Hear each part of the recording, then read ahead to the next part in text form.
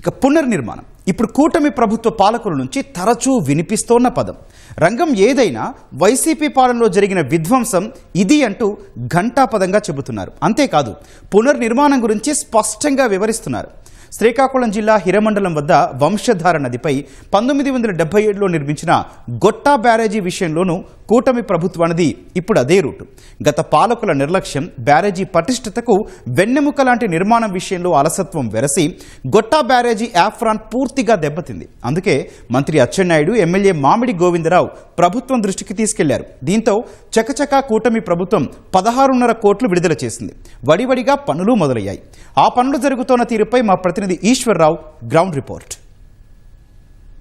గత పాలకుల అనాలోచిత నిర్ణయాలతో సాగునీటి వనరులను కాలరాశారు. ఇదే కోవలోకి వస్తుంది శ్రీకాకుళం జిల్లాలోని ప్రధాన సాగునీటి వనరైన వంశధార దుస్థితి. ఇప్పుడు వంశధార ఆయకట్టు ప్రశ్నార్థకంగా మారింది. 1977లో వంశధార నదిపై గొట్టా బ్యారేజీని నిర్మించారు.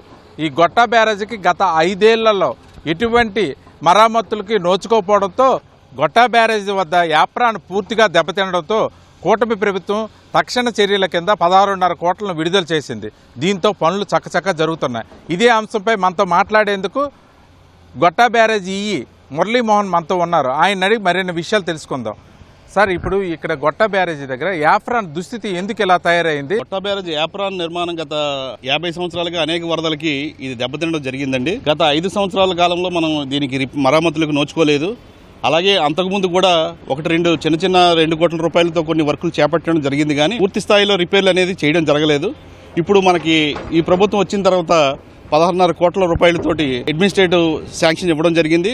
అందులో భాగంగా టెండర్లు పిలవడం, కాల్ఫర్ చేయడం జరిగింది. ఈ 16.5 కోట్ల రూపాయలతోటి నిధులతోటి ఈ పనులన్నీ ఒకే సంవత్సర కాలం దీనికి కాలపరిమితి విధించడం జరిగింది. అన్ని పనులు ఈ ఖరీఫ్ సీజన్ కల్లా ముందు చేయలేం కాబట్టి దీన్ని 2 విడతల్లో చేయడానికి మేము ప్రణాళికలు రూపొందించుకున్నామండి. అసలుకి శ్రీకాకుళం జిల్లాలో వర్షాలు లేకపోయినప్పటికీ ఒరిస్సాలో వర్షాలు పడితే మన గొట్టా బ్యారేజ్కి వరద నీరు లక్షల క్యూసెక్లో వస్తుంది. అది రావడం వల్ల కుడి ఎడమ గట్టులతో పాటు నదిలో ఎఫ్రాన్ బాగా దెబ్బతిన్నది. ఇటువంటి పరిస్థితి ఎన్నిసార్లు ఎదురైంది మీకు తెలిసిందేమిటి? గతంలో చాలాసార్లు వరదలు రావడం జరిగింది. మన గొట్టా బ్యారేజీ 2,90,000 క్యూసెక్లకి సామర్థ్యానికి నిర్మించడం జరిగిందండి. ఈ 2,90,000 క్యూసెక్లు అనేది మ్యాక్సిమం ఫ్లడ్ డిశ్చార్జ్ గొట్టా బ్యారేజీ నుంచి మనకి తట్టుకునే సామర్థ్యం గొట్టా బ్యారేజీకి ఉంది. గతంలో 1980లో మాత్రమే దానికి మించిన వరద రావడం జరిగింది. ఆ తరువాత 3 లక్షలకు మించి ఎప్పుడు కూడా వరద రాలేదు. కానీ వరదలు చాలా అనేకం రావడం వల్ల ఈ యాప్రాన్ నిర్మాణం కాస్త దెబ్బతింది. అనేక సంవత్సరాల వరదల్లో ఇది ఉండడం వల్ల ఈ పూర్తి స్థాయిలో రిపేర్లు కూడా నోచుకోకపోవడం వల్ల ఈ సంవత్సరం దీనికి 16.5 కోట్లతో పనులు ప్రారంభించడం జరిగిందండి. సరే, ఇప్పుడు ఈ యాఫ్రాన్ మొత్తం లెంగ్త్ ఎంత ఉంది? ఈ లెంగ్త్లో ఏ మేరకు రిపేర్లు చేయబోతుంది? 24 మీటర్ల సీసీ బ్లాకులు, మరొక 20 మీటర్లు జెట్టి స్టోన్తో నిర్మించడం జరిగిందండి ఈ యాప్రాన్.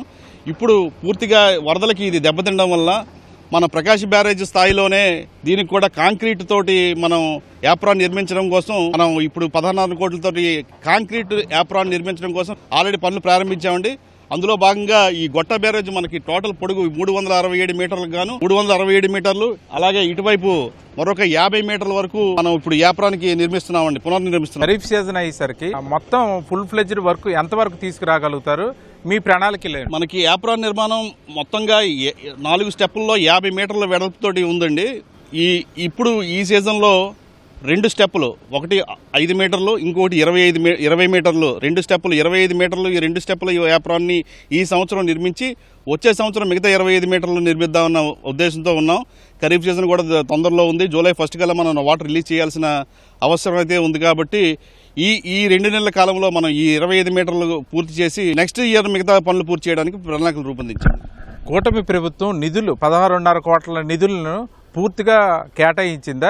ఇంకేమైనా కేటాయించవలసి ఉందా? లేదండి, పూర్తి స్థాయిలో 16.5 కోట్ల రూపాయలతో పూర్తిగా నిధులు కేటాయించడం జరిగింది.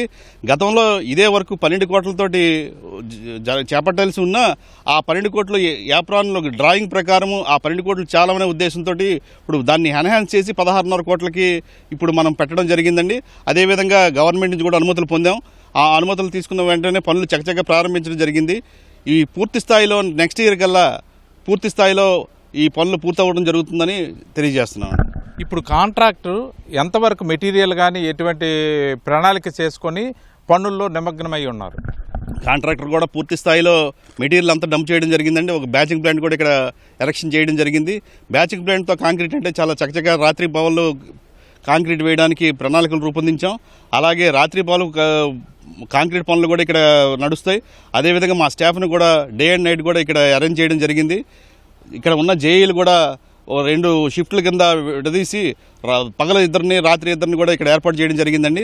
రాత్రి పగలు పనిచేసి ఈ 2 నెలల కాలంలోనే ఈ పని పూర్తి చేయడానికి ప్రణాళికలు రూపొందించామండి. ధన్యవాదాలు మురళీమోహన్ గారు. యాఫ్రాన్ మొత్తం వర్క్ అయితే ఈ ఖరీఫ్ సీజన్లోనే పూర్తి చేసేందుకు పనులు చకచకా జరుగుతున్నాయి. ఇరమండలం గొట్ట బ్యారేజీ నుంచి కెమెరామెన్ చిన్నారెడ్డితో Eshwar, ETV news, over to studio.